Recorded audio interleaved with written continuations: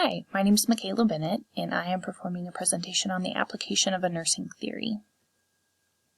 So the theory that I'm using is the comfort theory, and the objectives for this are to present a practice situation, introduce the theory, apply the theory to the situation, and then provide a plan for a follow-up. So for this practice, the situation is MD is a 68-year-old male brain cancer patient receiving care on a neurotrauma floor. With the depth of care provided and a poor prognosis, a palliative care team is consulted to provide comfort and improve the patient's quality of life. The comfort scale is also utilized to measure the patient's comfort level.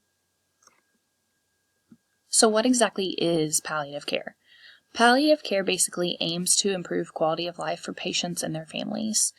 A lot of times people think that this is specifically near the end of death, and it's really not. It can be used at any time during the care.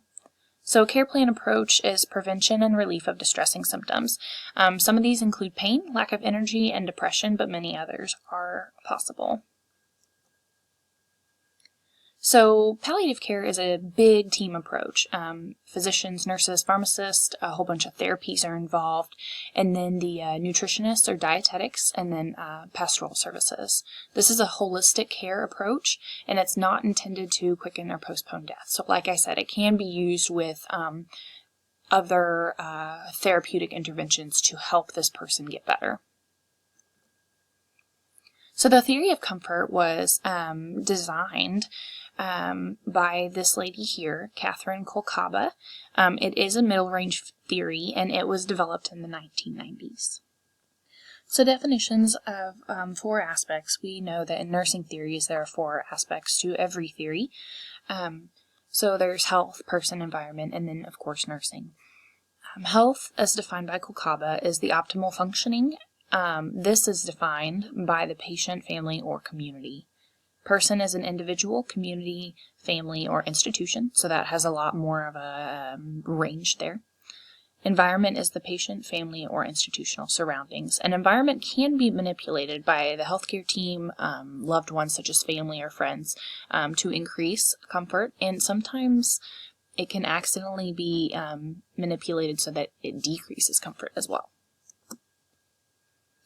So nursing is a big process, and a lot of times we do this process on a daily basis as nurses without even really thinking about it.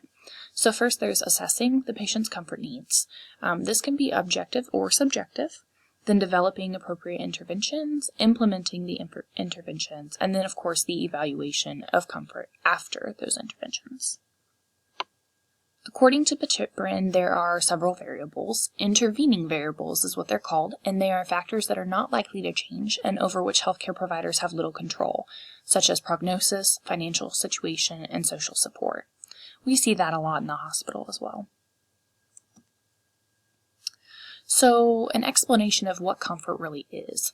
Kolkhaba says that there are 6 meanings of comfort: a cause of relief from discomfort or the state of comfort, a state of peaceful contentment, the relief of pain, anguish, or other discomfort, physical sustenance, strengthening, encouragement, and support, and then whatever gives one pleasure.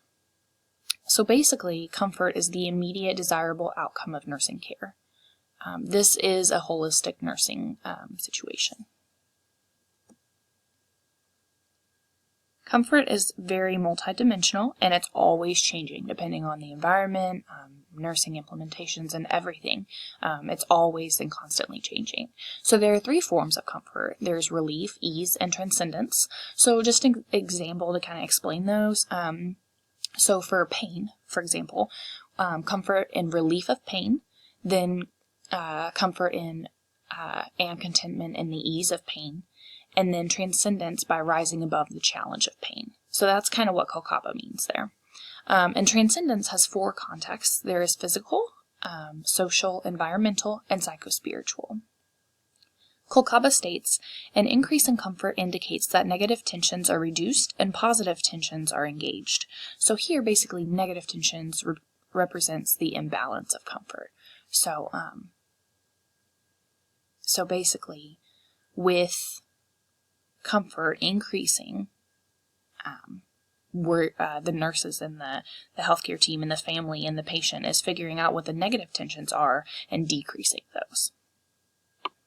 So a lot of times people use pain scales to symbolize what comfort measurements and levels we're at. However, pain is not the only portion of comfort. So there is in fact a comfort scale called the comfort scale. And it's really an observation period. It takes 2 minutes. There are several different categories: alertness, degree of calmness or agitation, respiratory response, physical movement, facial tension, heart rate, and mean arterial blood pressure. And basically all of these are categorized, and then they are the nurse or physician or whoever is performing the comfort scale rates the person based on these. So the target range of score is between 17 and 26, and that's like optimal comfort for the patient normally. And then this scale is really intended for use during routine nursing assessments. So whenever you just go in and you do a pain scale and you do a comfort scale as well. So this is the comfort scale. This is what it looks like. And then at the top you see the observation 1 and observation 2, but really in the paperwork there are 6 full ones, so that you can, continue the observations and not just do 1 or 2 per shift. So application to all of this to our practice situation. So the goal of comfort theory is increasing comfort for the patient or the person through changes in nursing interventions and environment. The healthcare team is applying palliative care interventions for MD because the main goal of palliative care is increasing comfort and the quality of life. And as we saw before, MD has a poor prognosis of brain cancer, and so we're trying to increase his comfort and increase the quality of life for him. So the entire care team is involved in the nursing aspect of the comfort theory. So although technically the terminology is just nurses, I mean, you can apply that to other professionals as well. So in our situation, the physicians, nurses, therapists, and pastoral services assess comfort level of MD, and then all the members of the care team, nutritionists and pharmacists involved, come together to determine the appropriate interventions and then implement them. And then the physicians, nurses, therapists, and pastoral services come back and reevaluate the management of comfort with these interventions provided. So several interventions that are provided normally with palliative care, or that could be provided, are pain management, assessment for depression, assessment for dyspnea, supplemental oxygen if dyspnea is occurring, completion of advanced directives, passive and or active range of motion exercises, diet changes, meditation, and prayer.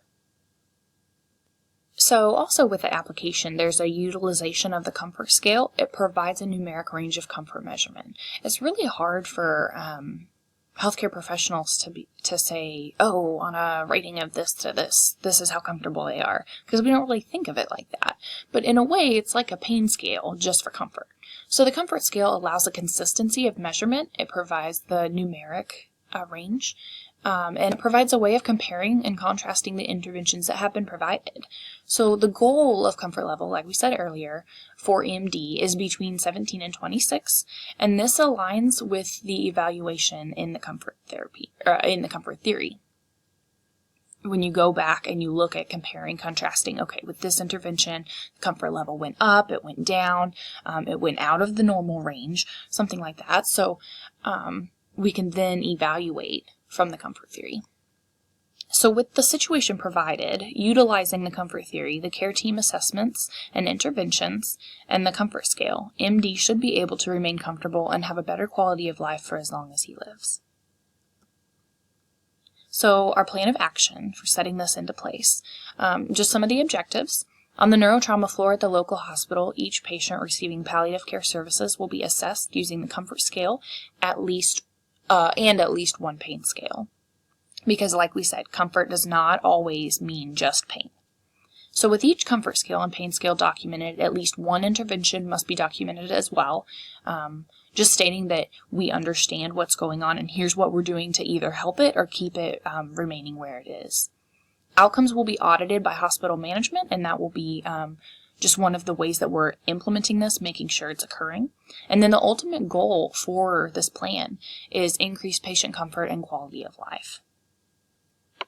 So some of the strategies for this plan include nurses and physicians performing a comfort assessment during each head-to-toe assessment, just kind of adding that in there with your head-to-toe.